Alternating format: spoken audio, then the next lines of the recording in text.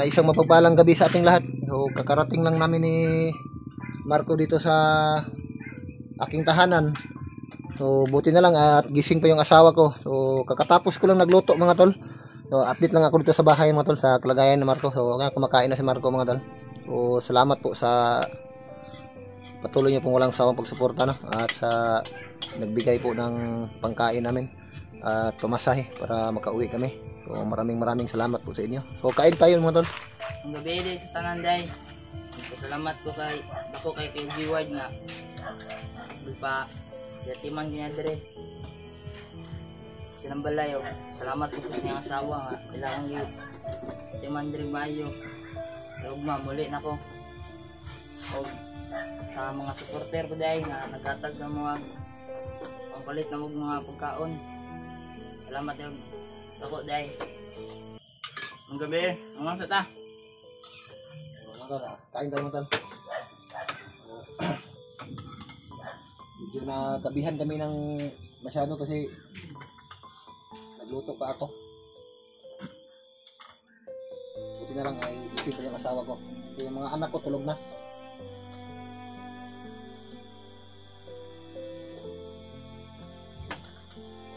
Pagkakasahan mo na, Mar. Hirap na kumain pag pagbiling.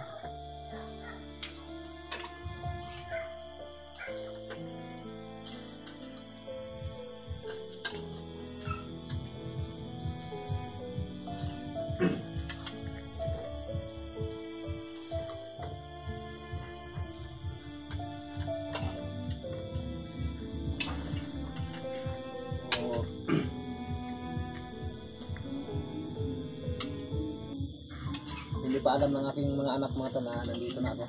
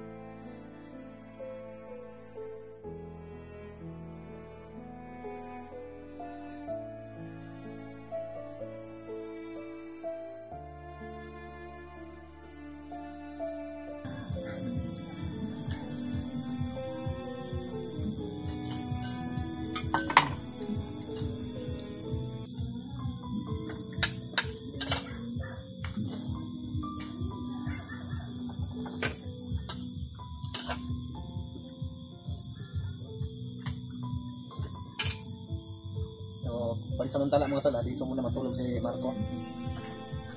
O bukas ihatid ko na si Marco dahil excited na siya makauwi.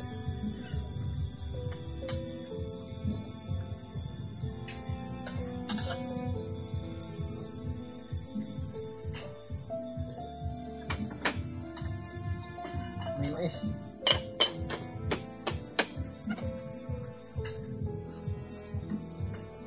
Oh.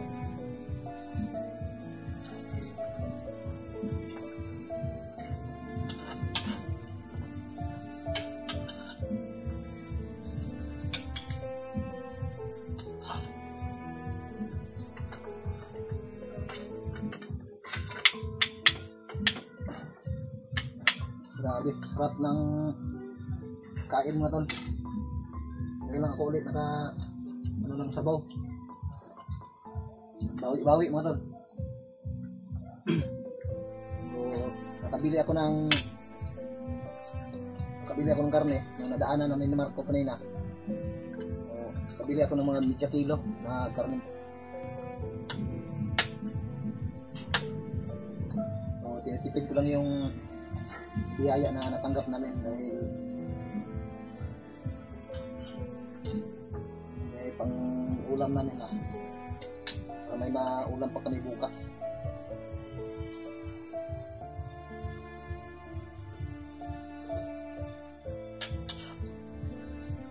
Kain muna kami mga tol. Kain tayo.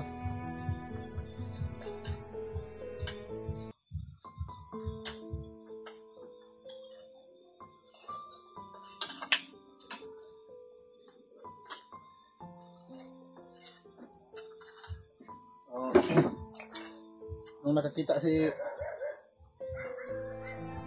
Marco ng karne kanina, siya kasi nag-request nito. So, buti na lang nakasya po yung pera namin pangbili nito.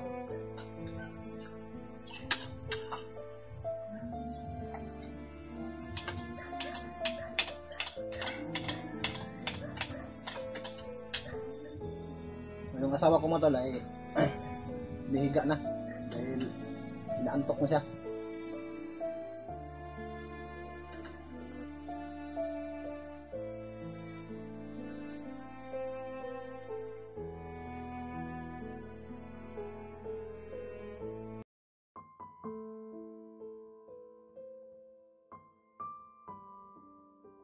So, okay na pala dito sa tahanan ko mga tol. May mga kapitbahay na kami. Medyo marami-rami na rin. Nung pag-alis ko dati, konti pa lang yan. May mga bagong lumipat naman.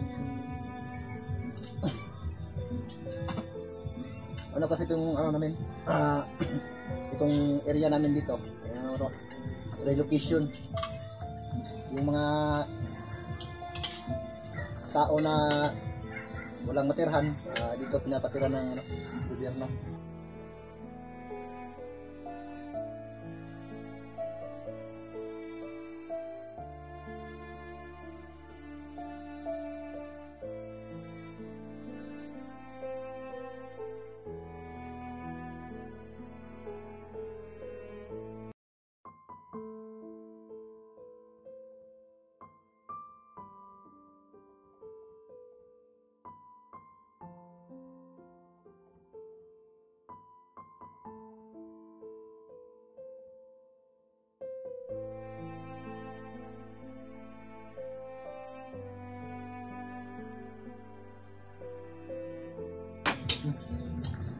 Kuha kong sabaw ha. Sige, kain ka dyan.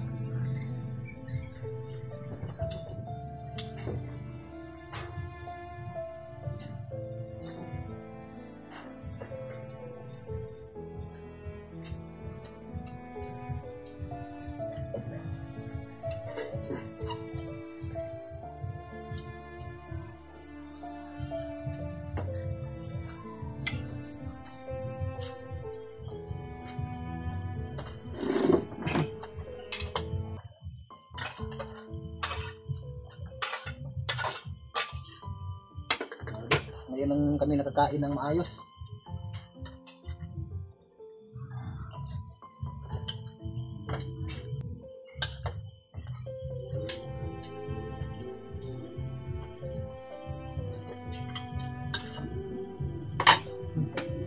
Ano pa?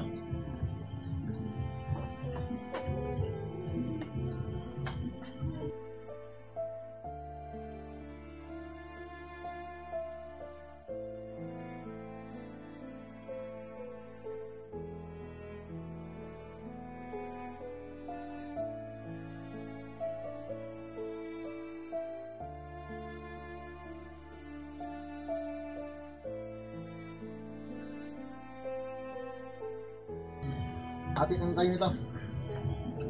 Ganyan. Konti lang kasi yung karne. Yun lang ang inabot sa tira natin.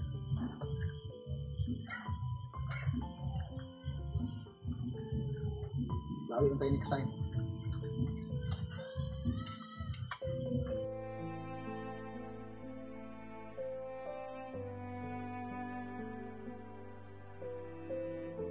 Natutuwa talaga yung mga kapatid mo, Mar. Makakita sa'yo. Naiyak yung kapatid mo nung time na yun. May kuya pala sila na naiwan sa bundok. Ikaw pala yun.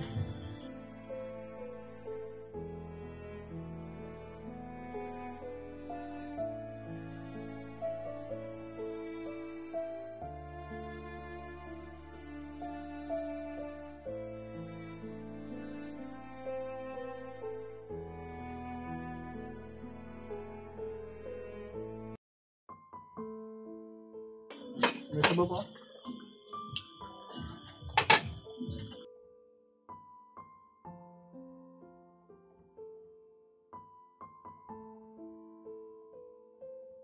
Kanin pa.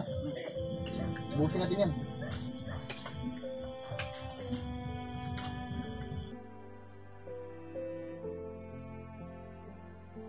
Ilang buwan tayo doon sa kagubatan na hindi tayo nakakain ng maayos. Nakabawi tayo ngayon.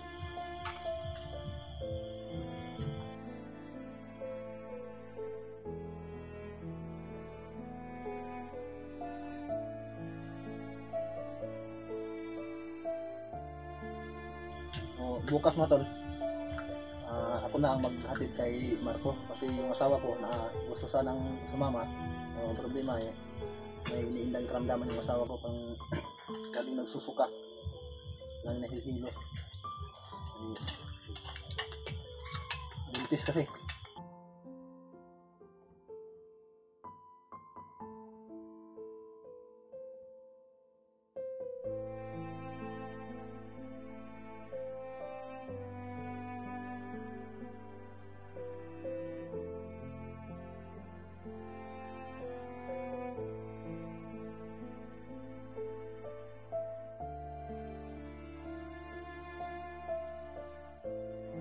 Sarap Mark.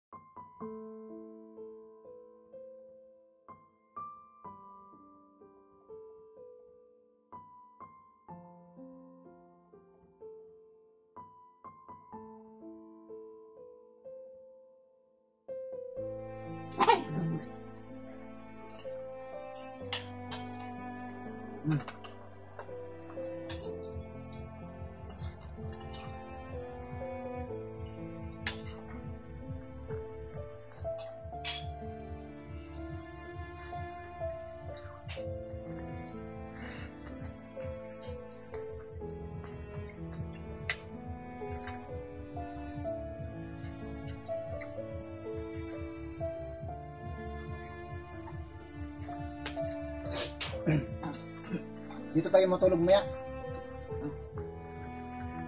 Samahan mo kita dito para may kasama ka. Pati yung si ate mo, pati yung mga anak ko. Diyan natutulog sa loob.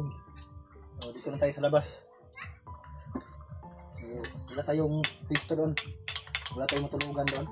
Dito lang yung bakante.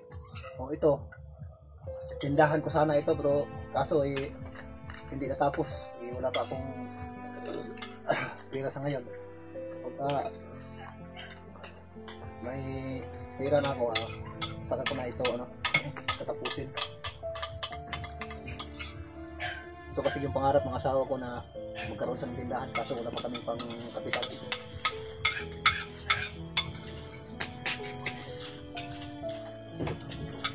May kanin pa, tayo ba? Ayaw mo na?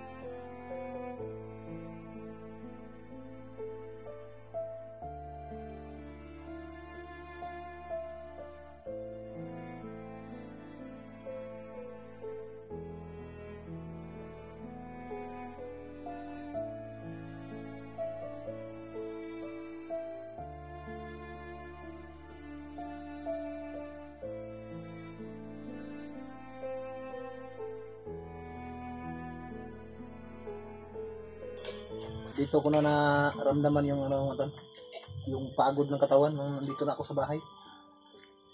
Pati yung mga hita ko, mga paa ko ay nangangalay talaga.